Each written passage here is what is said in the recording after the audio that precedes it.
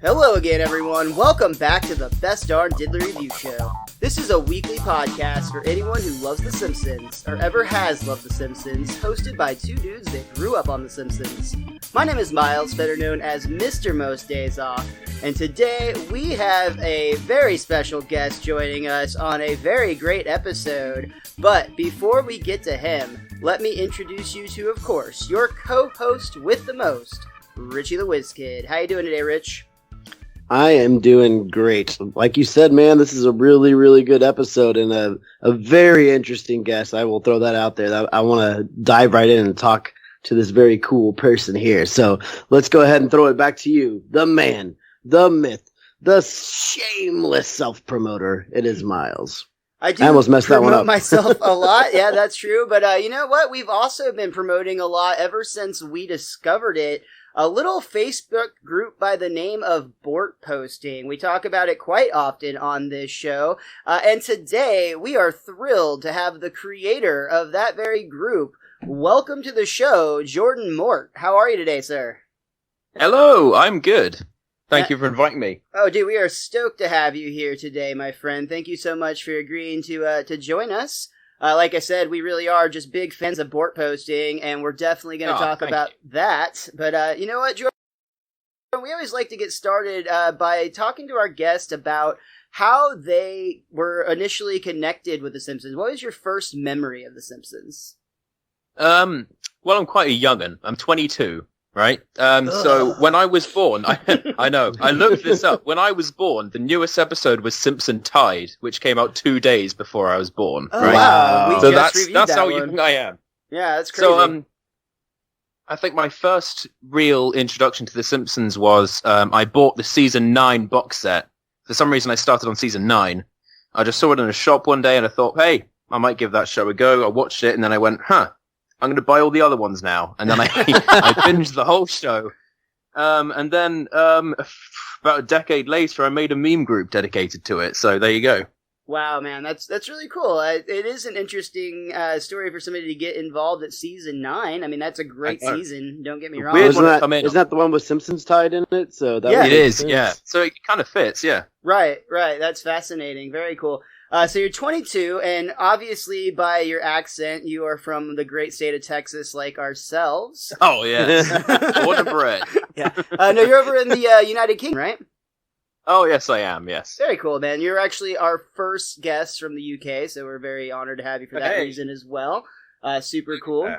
So you're a fan of season 9, then you went back and watched all of the other ones. Does season 9 still hold up as your favorite season? Does it hold a special place in your heart? It's not my favorite, no, but it is very special to me. It's very nostalgic. It's the first one I watched, so especially the City of New York versus Homer Simpson. That episode, every time I can probably recite it word for word. I've seen it so many times.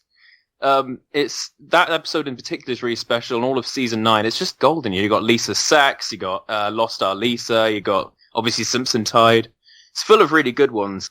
So yeah, it's a really special one to me. My favorite season's probably 5 or 6 now, but season 9's incredibly special. Well, speaking of golden and the city of New York versus Homer versus the city of New York, I hope you didn't drink too much before this podcast started, because you're not allowed to go to the restroom while we were recording. All good. I'll try and hold it. And yeah, the restroom in that tower is closed, by the way. Oh, yeah. So, you said a decade after you start watching The Simpsons, you created a meme group. Was this the birth of Bortposting, or was this a separate group? Oh, yes. No, this was the birth of Bortposting. It's an interesting origin story. You've probably heard of it, but there was another group called Simpsons Shitposting. Sure. That was bigger, 200,000 members.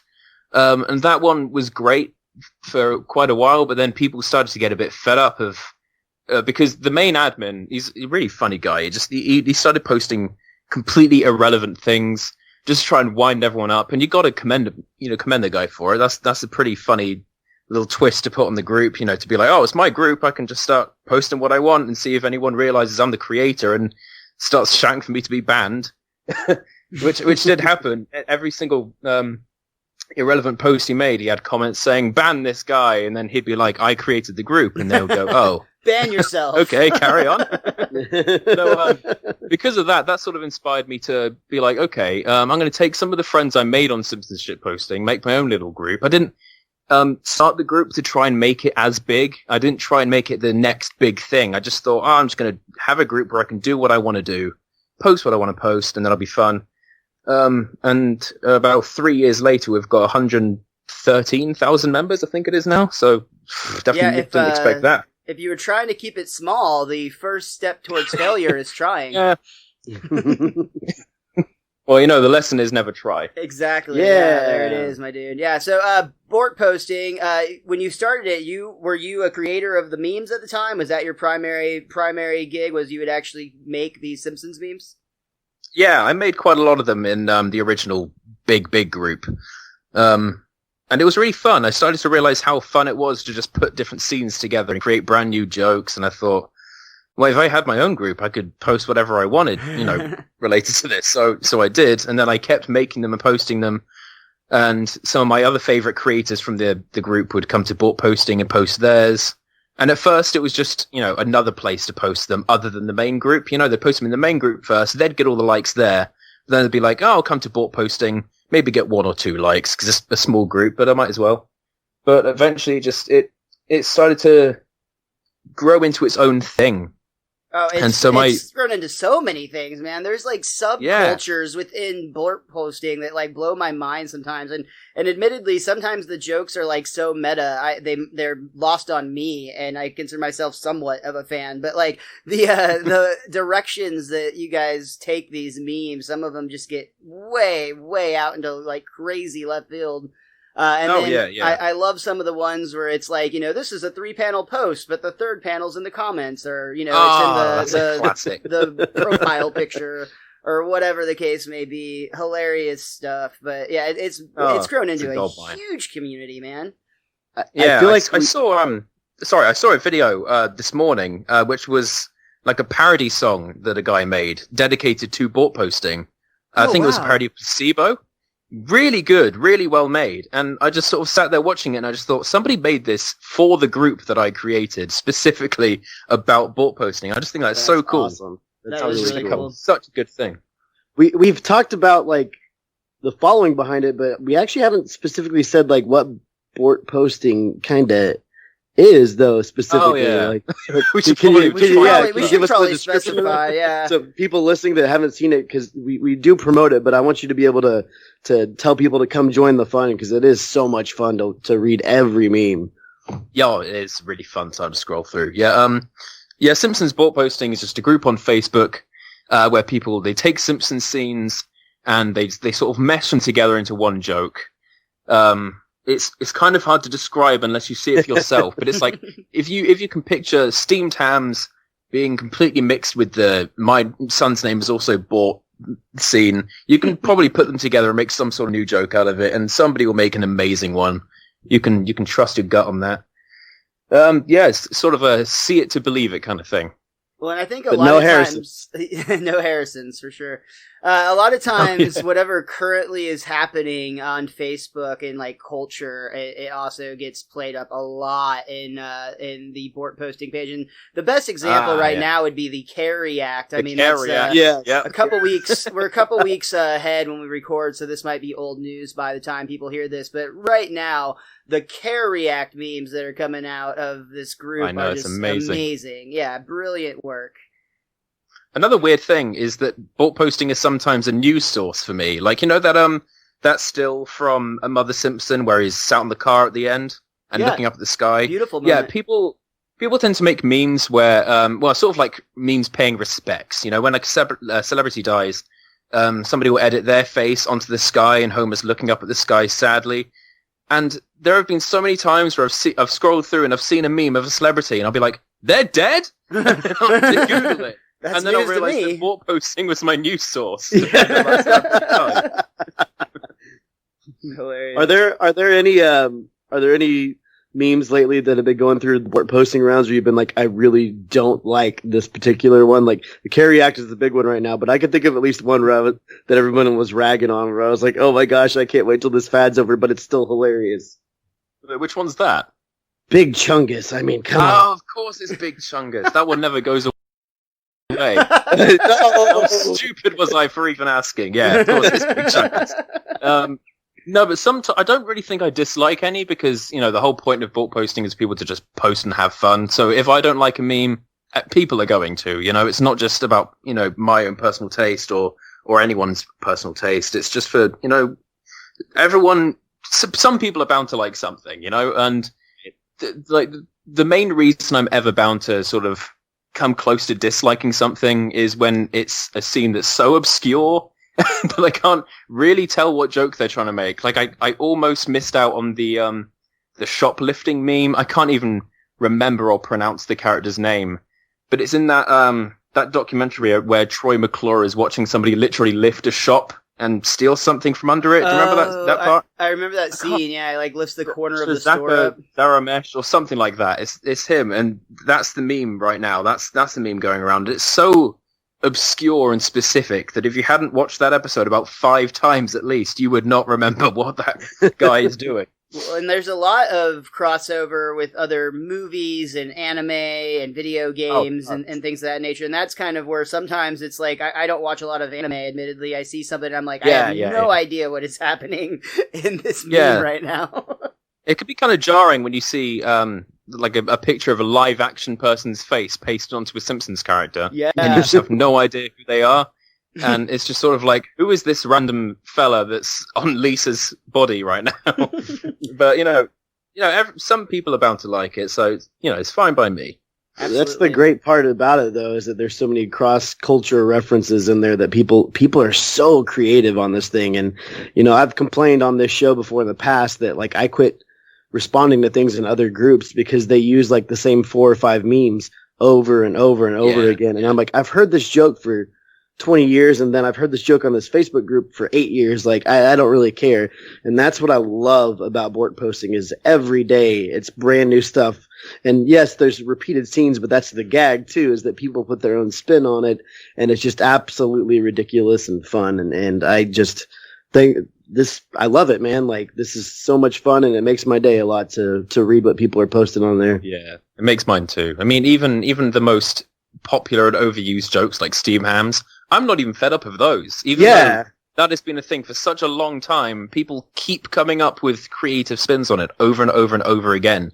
So I just can't fault it, honestly. Yeah, it has like an evergreen amount of just legs on it that just keep going and going and going. Because you can sub in so much into those scenes or do so many fun things with you mean exclusively in your kitchen? Actually, exactly. It was a friend of ours and a friend of the show's named Charlie Hunter, who actually he's in the group Bortposting as well, and he actually turned us on to your group. And I asked him if he had anything he wanted to say or ask you, so I wanted to read this to you real quick. Again, this is from Charlie Hunter. I guess really, out of everything, why Borts? Why not SMRT posting or snub posting? Uh-huh. What advantages does Bort have, say, over a train? Which I could also afford. Nice. Thanks, Charlie. Nice. I'll give you a carry act for that one. There it is. Nice. A real life carry act. Never seen one of those before. But yeah, Bort, I can't remember exactly why I chose Bort. I think it's because at the time, my favorite episode was Itchy and Scratchy Land, and the whole Bort gag was just so funny to me, especially how it's called back later. When that guy is like, we are out of Bort license plates in the gift shop. It's one of my favorite gags of all time. And also the fact that Bort rhymes with my surname, and that kind of helped as well to sort of grease the wheels. And I don't know. I just think it's not exactly a gag that every Simpsons fan is going to remember or love, but it's special to me, and that is why I kept it. Oh man, have you by chance ever had the opportunity to visit Universal Studios over here in the States where they have Springfield? We have a buddy. No, I wish so. His name is Bob. He lives down in Florida, and he actually does Skipper Bob's theme park reviews. But he has visited Universal many times. He does vlogging from there, and he actually sent me a keychain. I'm looking at it right now from the Universal Studios gift store, and they actually print Bort there in Springfield. So I've got a Bort keychain on my wall right now. Thanks to I'm surprised they weren't sold out. Right? They still had some. They said it's stock. like their number one seller. Like that, like by far, like nobody buys their own name. Everybody buys Bort. That's funny. Well, of course. That's because everyone wishes they were called Bort really deep down, don't they? Right? Or at least we wish we had a last name that rhymed with it. That would be good. Oh, second. you see, we can't all be so lucky, can Right? Yeah. Well, hey, we're here today to talk about the episode, the Homer... No, that we're not. I have the wrong episode up. We are here today to talk about the Wizard of Evergreen Terrace, which I am now going to put the correct notes up for. This episode aired on a day I will be able to identify here real soon whenever this loads. Sorry for the unprofessionalism. September 20th, 1998. We don't run as tight of a ship as you do over at Bortposting over here at Best Darn Diddly. Oh, you'd be surprised. But if you haven't caught the name yet, make sure you guys check out Simpsons Bortposting on Facebook. I guarantee you will have a great time, especially if you're a Simpsons fan. If you're even remotely enjoying this, you'll enjoy that far more. So the Wizard of Evergreen Terrace originally aired on September 20th, 1998. We did get a chalkboard gag on this one, which is, I will not file frivolous lawsuits. I'm sure that you're very curious in what that is referenced to, and fortunately we do have a director's commentary on this DVD that featured Mark Kirkland, Dan Graney, Ron Haig, George Meyer, Mike Scully, Julie Thacker Scully, and Matt Groening, and out of all of them, none of them could remember exactly what this frivolous lawsuit chalkboard gag was in reference to, but there was a lot of them back then, so it was something. Oh, right. Huh. Good insight there. Absolutely, yeah. There's also a couch gag, I believe it's a repeat, where they run in and see that the entire town is in their living room, like movie theater style, eating popcorn. I love that one. It's a good one. I like that you can That see one's like a classic, all the characters. Yeah, it makes like a great poster, and I mean, kind of. There's a very popular actual poster with all the characters. Yes, basically the same layout. Yeah, I think only the circus one would beat it as a poster, you know? Yeah. The circus, I think that's a recurring one too, isn't it? It absolutely I think I've is. seen Yeah, that on many episodes. we actually I were love that. fortunate to have Mike Reese on the show to talk about that very opening, and that was entirely born out of them needing to fill time because they kept coming up short when they were writing their episodes back in season 4. It's a good way to fill time, I tell you. It's an entertaining intro. It's iconic, man. Like, yeah, and it's one of the it's one of them that's like you never want to skip it, even though it goes on for like 45 seconds. Every second counts. Exactly. We open up with Homer listening to the radio as he drives down the road. It's like a wacky morning radio show where they're doing stuff like the news flush. And they also have their topless story, which has, I love it's, President Clinton has launched a new website. And website. I love when Homer laughs at things but clearly doesn't get the joke. Yeah, I know. Oh, it's amazing. But the message comes across loud and clear when we hear they announce that the average human lifespan is, I want to say it was 72, 78, 77? 76.2. 76.2. Because he's only 38.1. And the really funny thing about this is his reaction is to panic because he's afraid that he's wasting his life, but instead of like pulling over and doing anything about it, he literally like slams his car into the midsection of the highway with like other traffic passing by and runs through traffic Frogger style to get to one of the payphones on the side of the road. And he's calling Marge, he thinks. Sir, do you need a tow truck? What are you talking about, Marge? I don't need a... Okay, send a truck. And I like how he's already doing this, because the thing every Simpsons fan thinks about is like, dude, you've done so many great things already. Like, you have not wasted your life, which hopefully his family chimes in on that eventually. Well, like, especially at this point, Homer specifically has lived a absolutely remarkable life by average standards, which of course we'll touch on with a montage in a little bit. But for now, we see Homer is depressed. He's sitting on his bed eating a sack of flour, which Marge just can't bear the sight of. You want your bag of sugar? Yes, he wants to get his sugar back.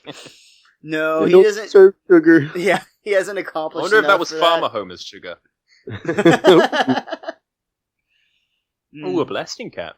Oh, no. Homer goes into kind of a dark fantasy where he thinks about his future where he's dead, and it's actually he's at the graveyard of the future where Reverend Ned Flanders is performing the funeral while President Lenny stands by. And Barney, when he's got a bunch of Oscars. Oh yeah, that's right. His arms are full of Oscars. And there's also a couple of robot birds, which are very clearly a parody of the Paramount properties Heckle and Jekyll, which Mike Scully did talk about this on the commentary. He specifically said that he forgot to ask permission for this one because he was afraid they would say no.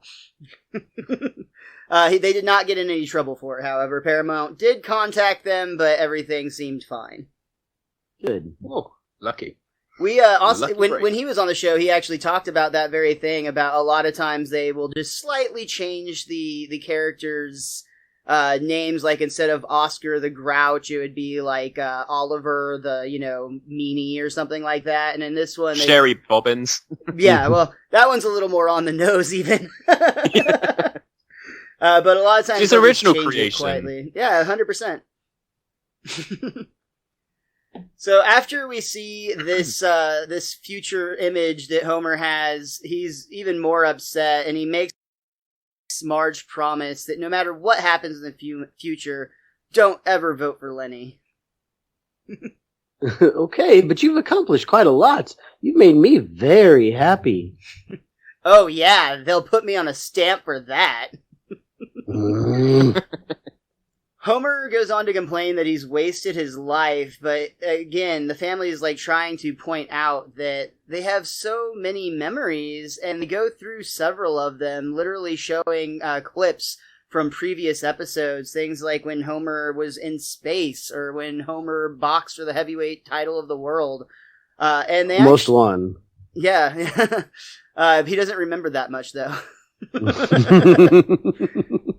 But I like when they first sit him down to show him this montage. He goes, all right, maybe I can pinpoint where my life went wrong.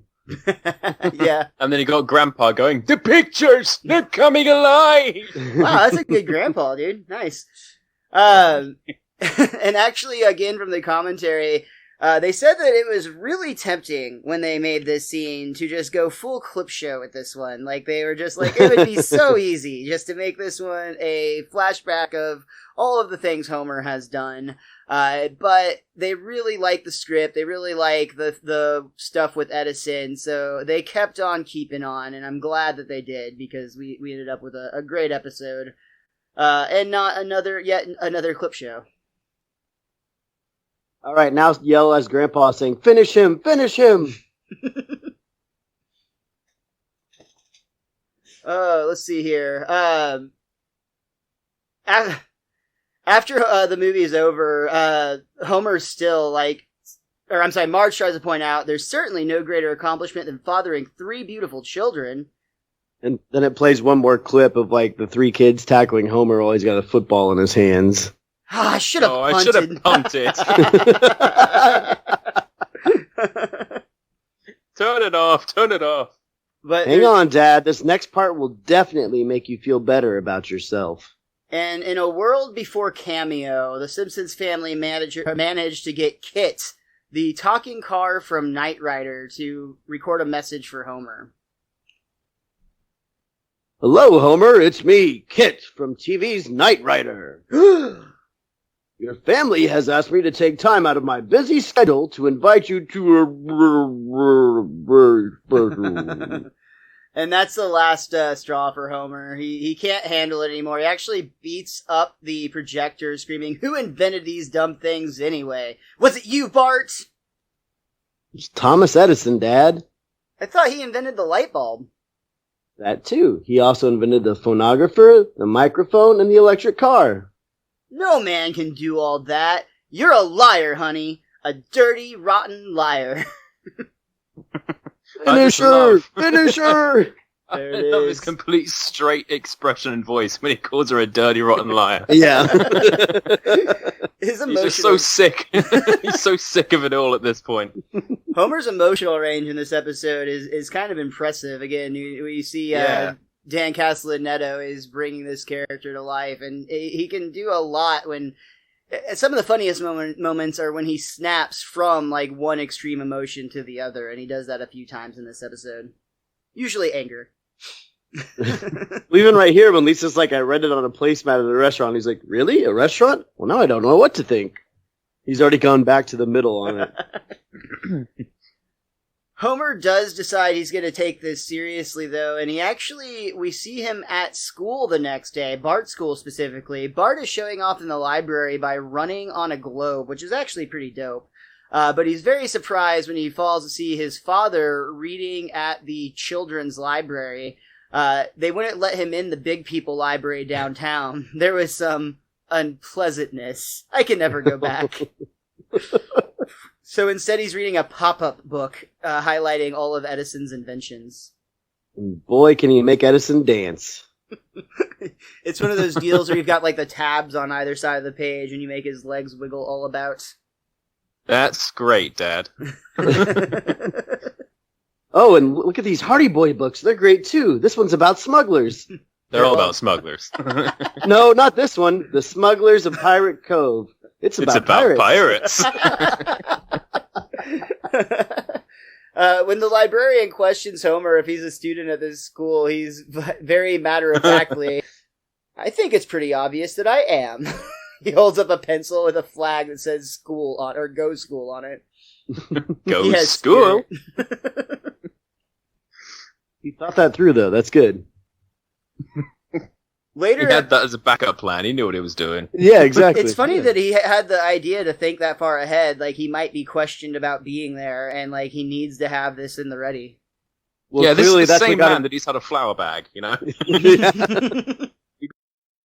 That's probably what got him kicked out of the other library, because he didn't have a backup plan, so he's like, I'm going to think this one through a little more. You want to avoid all that unpleasantness. You know, So- you've got to wonder what the unpleasantness was. Those You know- jokes are both like really funny and also the worst sometimes, because it really just like will make you rack your brain of like, what could Homer have possibly done at the library? I don't want to know. Like, it was probably pretty unpleasant. Later at Moe's, we see Lenny, Moe, and Homer talking, and Lenny's like, so this broad stands up in the ocean, and the big wave knocks her bathing suit off. Hmm? Yeah, and then what happened? Omit no detail, however small or filthy. So anyway, this is the part you'll remember for the rest of your lives. Yeah, great story, Lenny, but here's one that's even more spellbinding. Once upon a time, there was a man named Thomas Edison. I didn't want to keep reading because it's really boring for a long time. Yeah, he goes on about all the accomplishments that Edison did. That's boring. You're boring, everybody. Quit boring everyone. The type of content you can find over at Bortposting on Facebook. Okay, I think we've been polite long enough here, Lenny. What happened with the dame in the bathing suit? Oh, nuts! I forgot! All I can think of is Edison. I can't even remember where I work. And he walks off in the wrong direction. Homer has apparently memorized like every fact about Edison at this point because he's just like rattling them off to everybody. And again, when Carl tries to interject with something that James Watt invented, as Jordan already stated, he's like, "That's boring. Quit it. You're boring everyone." Oh, I As do love a that line. hero. He does have. Probably a gonna start hero, using yeah. that. Probably start using that at work now. You're boring everyone. Everyone comes to us with their troubles, so I can just start saying that to them. That's awesome. Or you could just rattle off loads of facts about Thomas Edison. They'll go away. Yes. They'll get back to work and try to be more Yeah. productive. You repellent. No, they're gonna forget where they work, though. They'll walk Yeah, but off. at least you'll know where Thomas Edison worked, you know? Menlo Park. Damn it! It's already working. Damn Simpsons teaching us things. They like to do that sometimes. Back at home, Homer still can't shut up about Thomas Edison. He's going on and on about all the great things he's done, and even Marge loses it. All right already. Everyone knows the man accomplished a lot. Maybe because he didn't spend every moment talking about Thomas Edison. Oh, that's where you're wrong, Marge. He was a shameless self. And that's why we respect the man today. But Marge points out that Homer is not Thomas Edison. Marge, that's it. That's why I haven't done anything with my life. I need to be more like Thomas Edison. Whatever. And I'm starting right now. No more damn pajamas. From this day forward, I am an inventor. Homer's standing at his window. Yeah. Go ahead. Do us a favor. Invent yourself some underpants. Dude, you've got a knack for the voices. I'm liking it. Thanks. Homer's standing very, very, boldly in front of his window naked.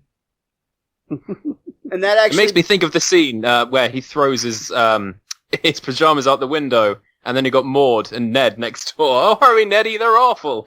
yeah, you're right.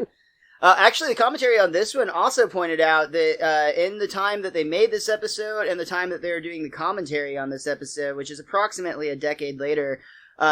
they actually changed the standard so that the shot of Homer naked from behind would not have been allowed on network TV in the new era. Ah. So enjoy it while you can, boys. Why don't you take a picture? It'll last longer. Exactly. But that actually brings us to the end of our first act. Homer is now a man on the mission, and we open up Act 2 as Homer is now getting out of his car whistling as Marge is inside feeding Maggie in the kitchen, and Homer grabs a beer. He's got a new lease on life already. Well, I quit my job, just like you said to. I didn't tell you to quit your job. Yes, you did. I remember your exact words. You said, I should quit my job and become an inventor, or you'd torch the house. It doesn't sound like me. Well, I suppose if this doesn't work out, you can always go back to the plant. Oh, not the way I quit. Apparently, that basically has been an ongoing joke in the Scully home ever since that line was written. Mike and Julie both will say that to each other a lot of occasions whenever they can fit it into conversation. And it's a great line, so I completely understand why. Yeah, isn't that sweet? I wonder if he quit similarly to how he left the library. Well, yeah, very unpleasantness. The good news is, though, is we know that Mr. Burns won't remember him anyway. Yep. We see Homer is now hard at work in his new profession. He's down in his workshop, which is the basement, where he has set up a chart of, it's basically a, horse race between him and Thomas Edison, but Thomas Edison's horse is already however many inventions ahead, whereas Homer is firmly planted at 0. Did you notice in the basement that there are radiation barrels, too, in the Simpsons basement, and one of them is knocked over? Nice. I did not notice that. Wow. Yeah, I missed that, too. You'd think that'd make Homer a better inventor. Or, die.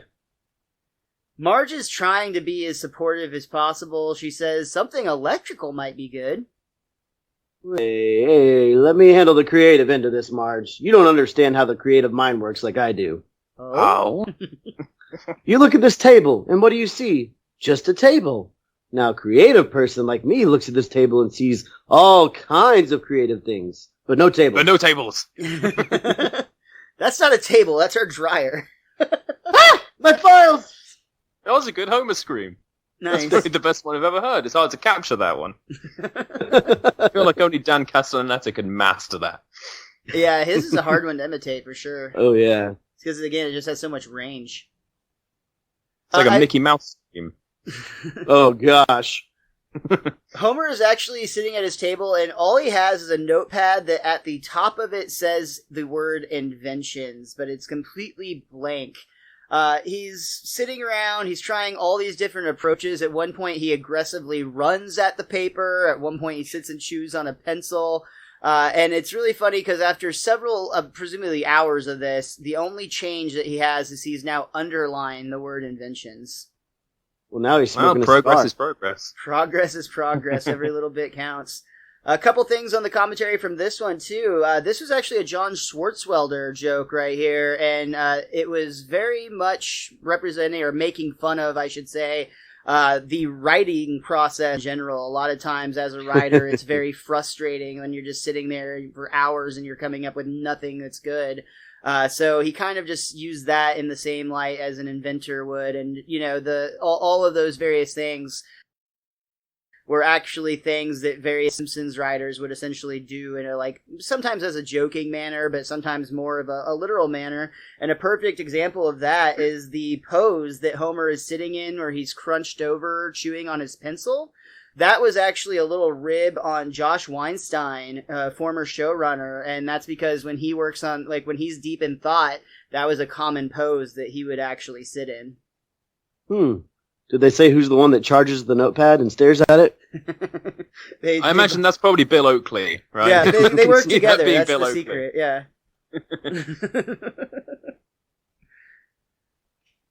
So, downstairs again, the kids are now trying to talk to their father about his new career, but they can't help but notice that he started smoking. Yes, Thomas Edison smoked several cigars a day. Yeah, but he invented stuff too. Shut up. Love when Bart is a smart ass to his father. It's what he does best. This, I believe, is the first time that we plant a little seed, or it might be the second. We may have missed one. Is this the first? I wrote down that this is the first. Okay, Homer is leaning back in his chair at this point, and he starts to slip and almost fall backwards. He does. Yeah, you're right. He falls all the way backwards at this point, crashing to the floor. So, setting up a little thread in this episode that we will definitely revisit. Ooh. Yeah. You've probably seen it at this point, so I don't know why I'm being so, like, ominous, but it's fine. Ooh. Homer decides that since he's not getting anything done on his own, maybe they should have a little brainstorming sesh, and he explains that it works like this. Lisa, you'll say one thing, then Bart, you'll say another. Just toss out things, and I'll use my inventive mind to combine them into brilliant, original ideas. Okay, automatic. But Fluorescent. Booger. Wait a minute. These aren't exciting new products. You're not even trying. Okay, that's it. Both of you go to your rooms and spank yourselves. Which, Lazy father. Right there, I was thinking, like, wouldn't it a great invention for Homer being a machine that, like, punishes your children for you? Oh, yeah. Like, that Well, right sell there that could to have the been his military. idea. Yeah, sell it to the military. You had that spank set to stun, I hope. Spank the enemies into oblivion. The kids are clearly frustrated by this decision, and Marge even comes down to try to talk some reason into him, saying that he can't punish the kids for his inability to think of an invention. He can do what he responds, he's like, I can do what I want with them. I own them. We own them. That's better. For the last couple seasons, they've been doing this with Marge, where, like, you know, other shows will just have her be angry at it, but I love when they bring her in on the joke and she actually goes along with the joke and makes it funnier. Like, that's, I like it when Marge gets her moments like that. Agreed, 100%. Yeah, it's good when she's not just a stick in the mud, which, again, sometimes that's her role in the episode, and it can still be funny, but when she gets her comedic moments, I think she shines. Absolutely. Homer is not getting anything done with his family at home, so he decides he needs to seek the help of the scientific community in Springfield, and who else to visit than Professor Frink. And these shall give you the grounding you need in thermodynamics, hypermathematics, and of course, microcalifragilistics. Even. Look, I just want to know how to invent things. Tell me. Hey, all you have to do is think of things people need but don't exist yet. You mean like an electric blanket mobile? Well, possibly, or you could take something that already exists and find a new use for it, like hamburger earmuffs. Well, I suppose that would qualify. Thanks, sucker.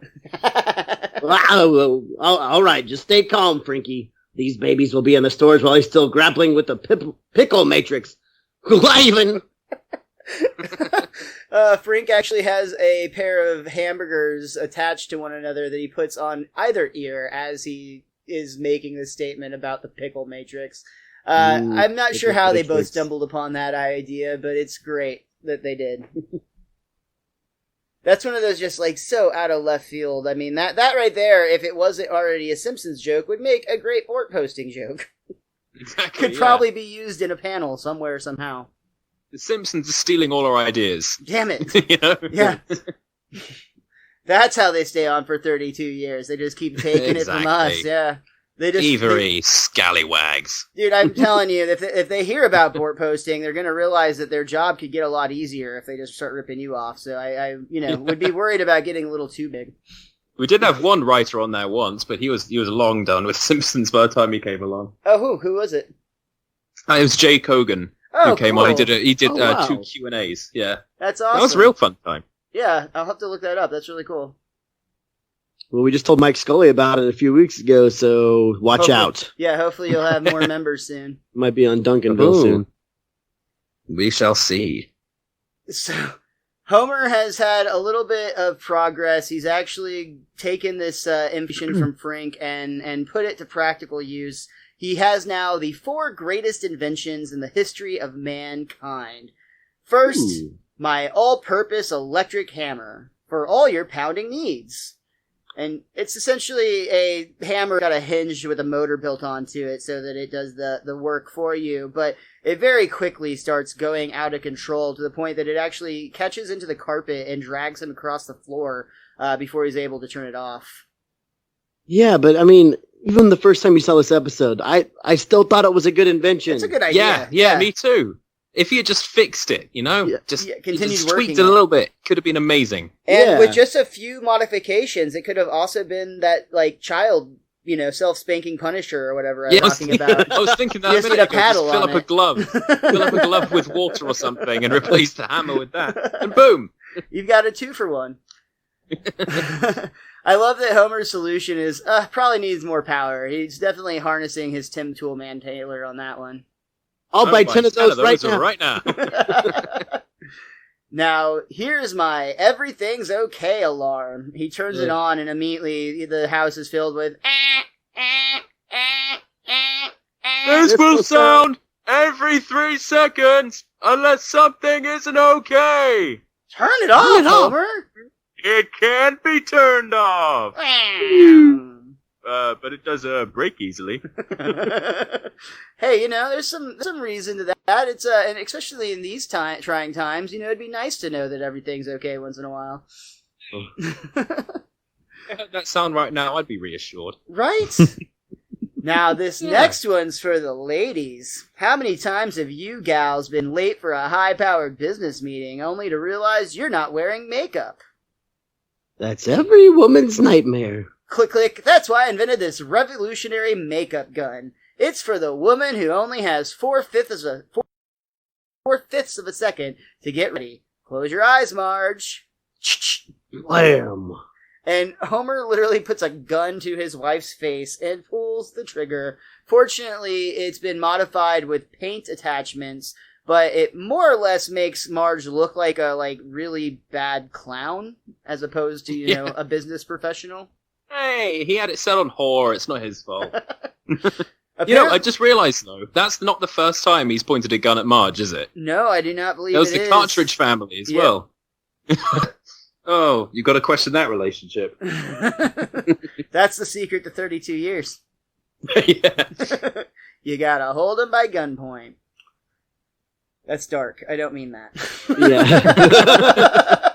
Did the commentary have anything to say about the fact that he actually pulls a trigger while aiming at his wife?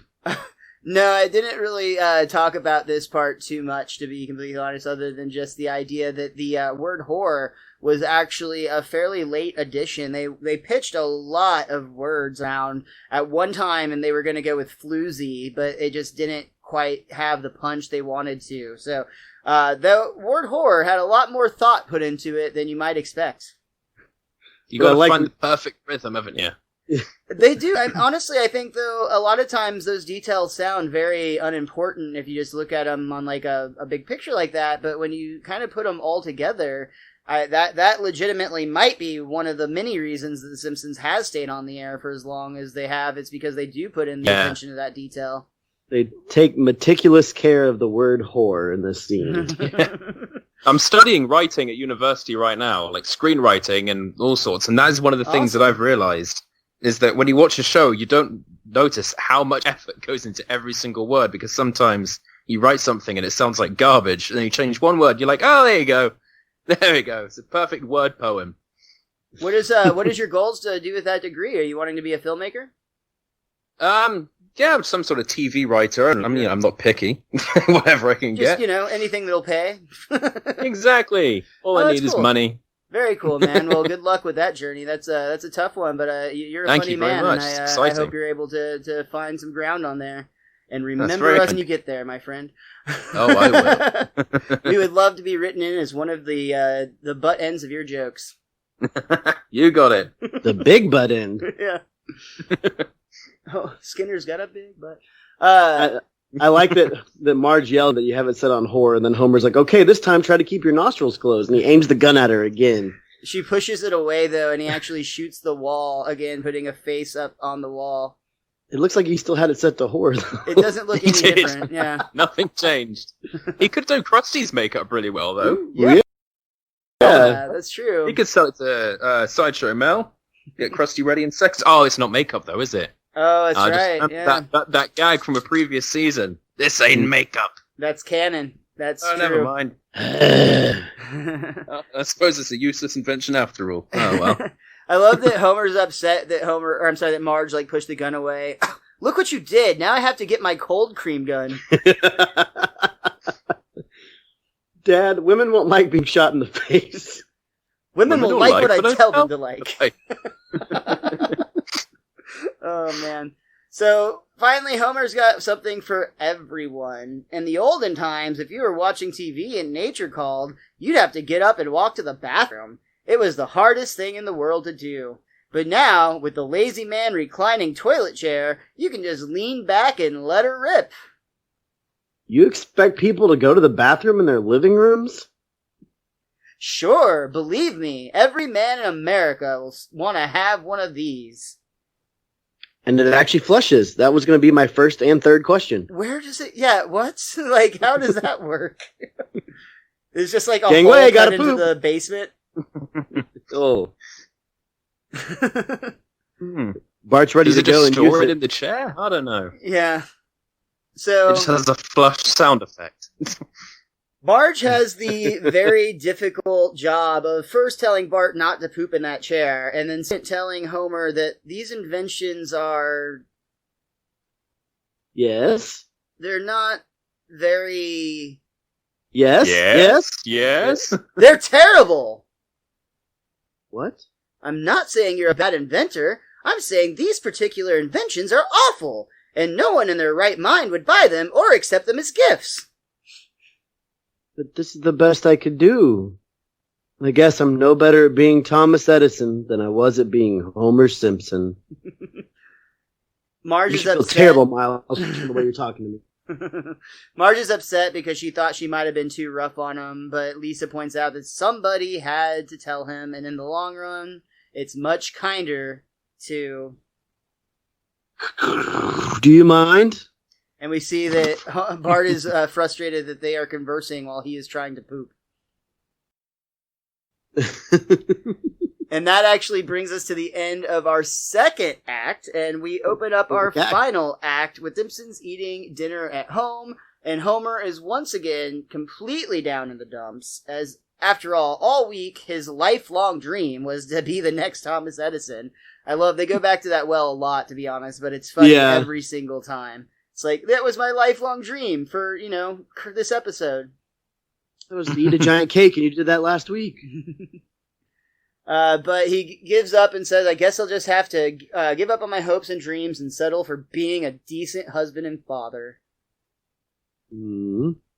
But he leans back in his chair again, and to everybody's amazement, instead of crashing to the floor, he just kind of freezes at an angle. It's like the chair caught him magically.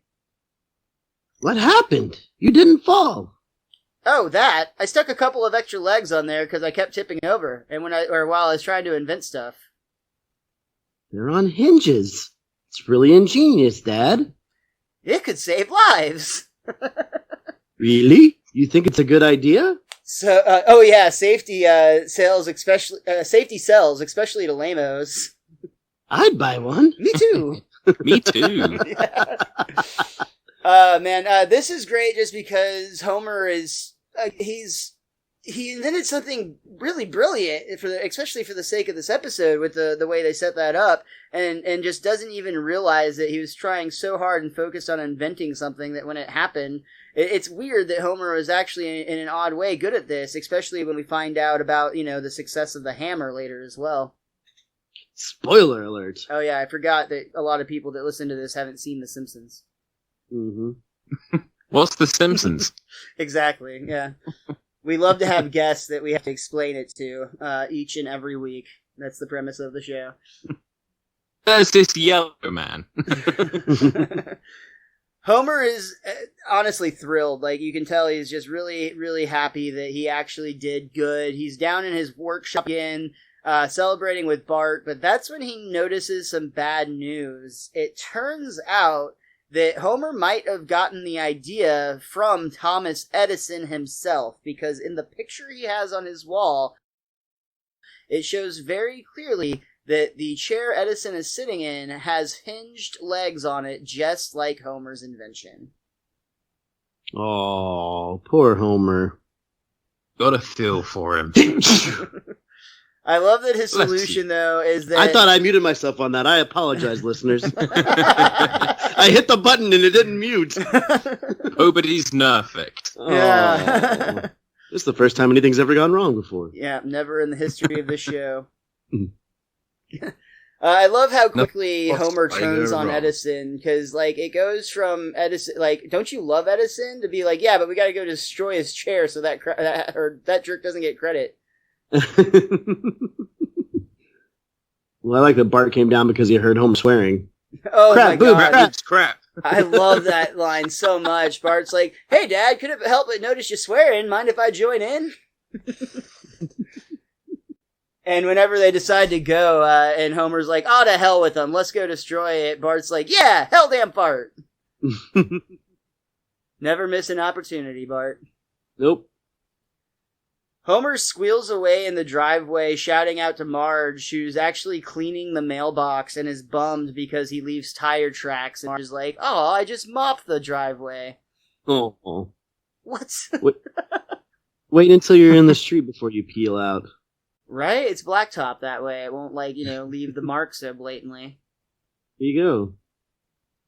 Anyway, we see the Simpsons fellas are on their way to the Thomas Edison Museum, which we're not 100% sure where it's at. They do the four corners of the U.S. on the heading towards Texas, Ohio, and whatever else other states they put on there.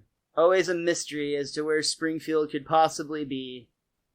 But I'm going to assume the museum's in Texas because there's a "Don't Mess with Texas" shirt in there. Oh, interesting. I didn't catch that actually. Mm-hmm.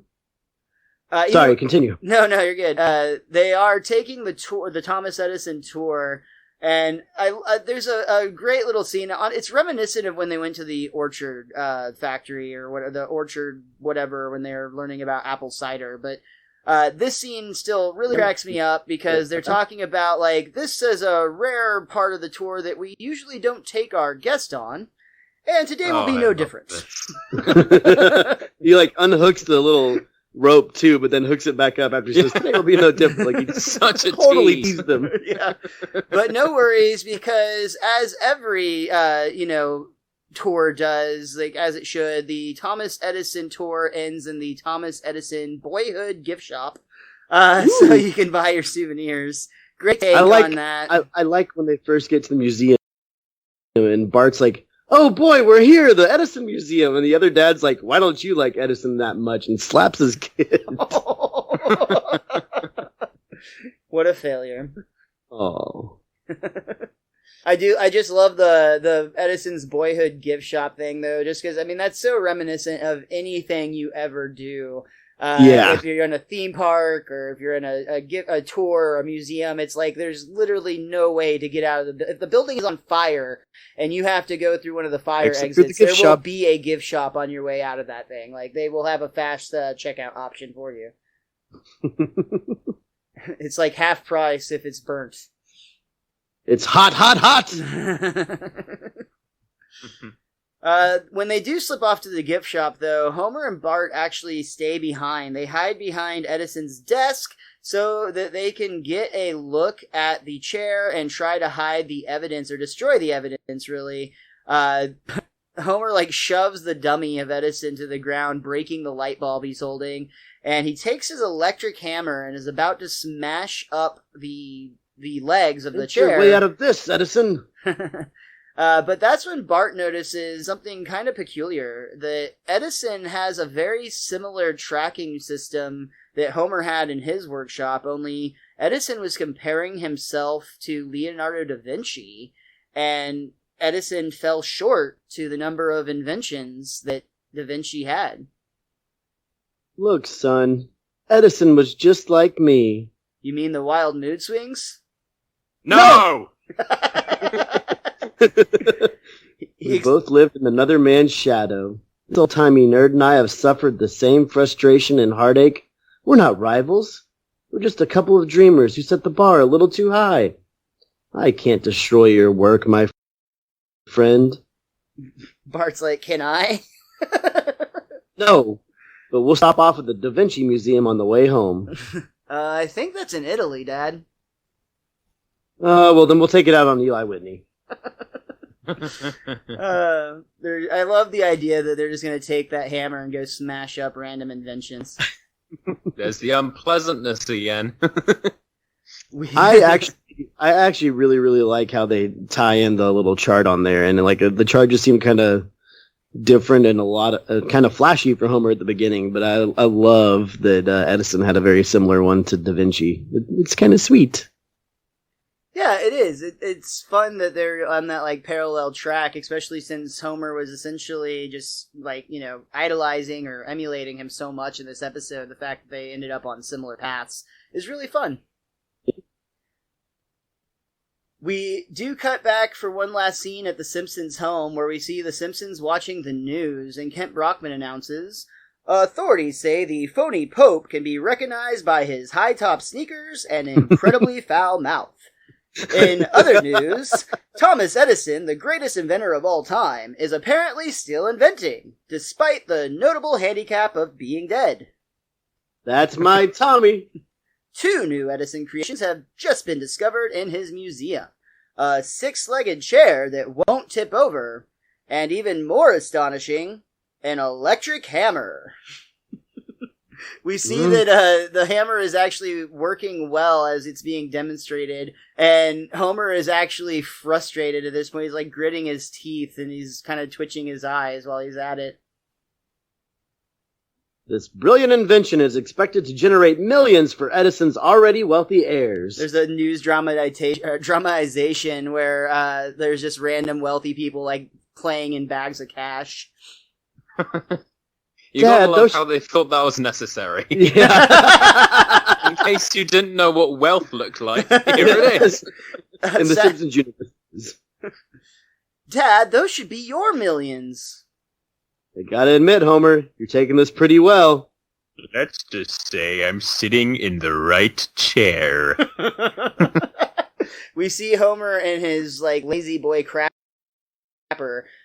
still just staring very furiously at the television, and that's actually the end of our third act, and brings us to the end of the episode, The Wizard of Evergreen Terrace. Yay. Jordan, was there anything else about this episode, or anything else about The Simpsons in general that you wanted to say?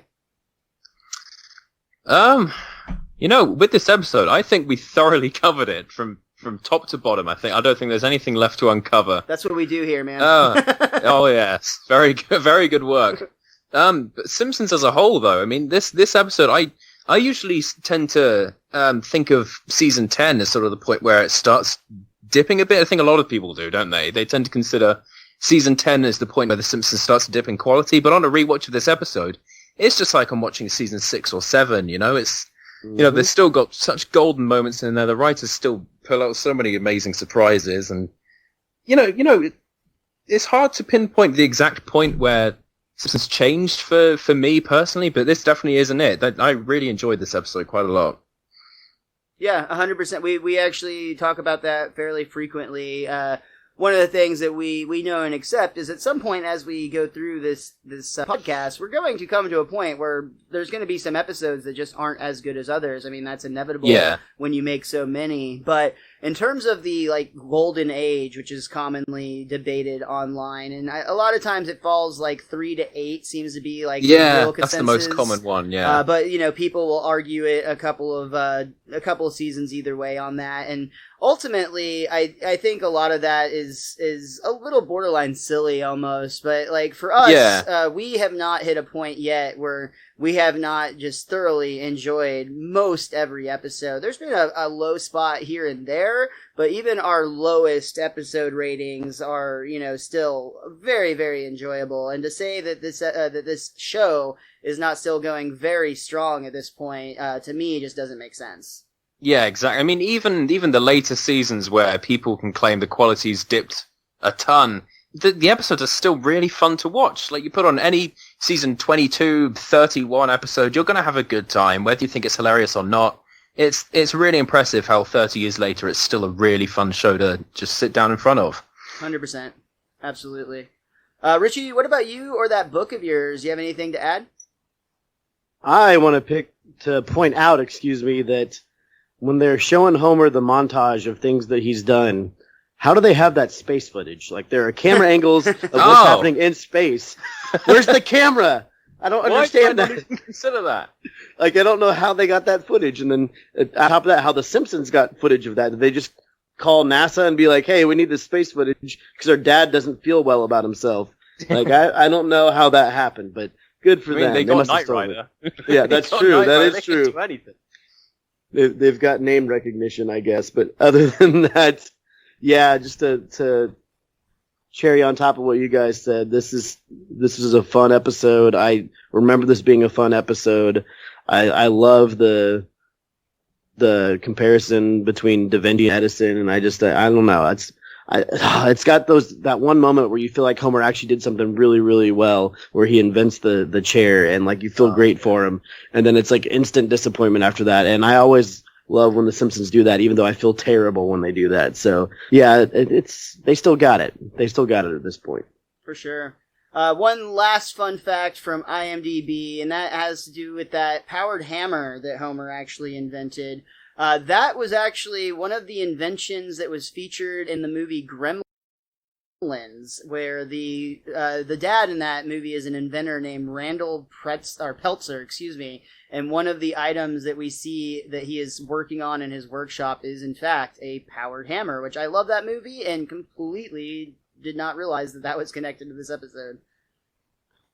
So you're saying Homer was watching a movie and accidentally stole the idea? Well, I'm saying that Gremlins did it in this case. Mm-hmm. But what I also want to say is, if you haven't already, you should do yourself the favor of checking out Bortposting on Facebook. If you are a fan of this show, if you're a fan of The Simpsons, you're going to have a great time just scrolling through. And like you said, you might even be like Jordan, and you can even get your news from Bortposting. I'm not sure if we're recommending that, but it is an option for you. I recommend it. Where else are you going to get it? Fox, please. Oh. But Jordan, thank you so much for joining us here today, man. It was an absolute blast talking to you. You're a really fun fan. I love the voices you contributed to the show today and talking about The Simpsons with us. And really, thank you for running Bortposting, man. It really does mean a lot to us, something that we get a lot of joy out of. So do I. Absolutely. And I can spread the cheer. Well, keep up the good work up over there. Good luck to you at university. I hope to see you on the credits of The Simpsons in season 38-ish. Is that the right timeline? How long until you're on that track? Oh, I don't know. 49. Okay. I'm aiming for 49. There you go. Right in before the 50th. Be on the lookout for Jordan Mort doing big things in television in the future. Or honestly, he'll be happy if he's like an uncredited paid writer. But like we're hoping for the moon, right? Yeah. He'll be like in the closet like Conan was in season 4, just having to punch up people's drafts. But it's the stepping stone, my man. Exactly, baby steps. Thank you so much for being here today. You are always welcome back on the show down the road. If there's another episode that you want to come and join us on at some point, maybe the first episode that you remember not liking. I don't know. We'll talk about it. But for everyone else, thank you so much for tuning in. As always, make sure you follow at the Wiz Kid or at Richie at the Wiz _Kid 23. I'm Mr. Most Days Off. You can follow our show at Best Darn Diddly. Jordan, you have any social media you want to plug? Well, mainly just Bortposting. Yeah, we kind of talked about that one. I think we've covered that, right? No, I don't want to plug myself. No need. Cool. We're all good here. All right, well, thank you guys again so much for tuning in, and make sure you come back and join us again next week. We're going to be talking about the episode Bart the Mother. Before listening to our podcast, it's recommended that you wipe your automatic butts and blow your fluorescent boogers out. And until next time, be cromulent to each other.